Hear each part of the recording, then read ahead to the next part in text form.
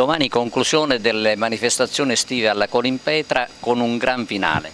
Un gran finale dedicato a una musica di grande passione, il tango argentino. Avremo un quartetto di virtuosissimi professionisti che vengono da Palermo, dal Conservatorio di Palermo, che interpreteranno le musiche di Carlos Gardel e di Astor Piazzolla, una cantante madrelingua che sicuramente saprà rendere tutta la passionalità di questa musica nella sua pienezza.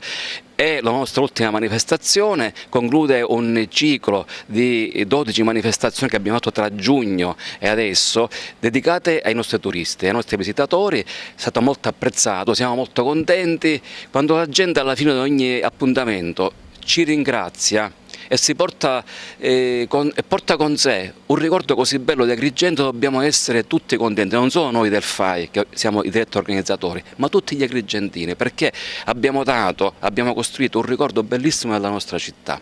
Ecco, questo è il nostro lavoro, fare bella Agrigento e fare in modo che le persone che vanno via da qui portino la bellezza nel loro cuore. Entusiasmo sempre vivo da parte dei turisti per quanto riguarda il sito meraviglioso. Beh, i commenti parlano tutti quanti di paradiso. Quindi diciamo anche in questo siamo riusciti a coltivare e a far apprezzare la bellezza della nostra terra. Dobbiamo essere orgogliosi di essere siciliani, di essere agrigentini, di custodire questo patrimonio meraviglioso che è la Valle dei Templi di Agrigento.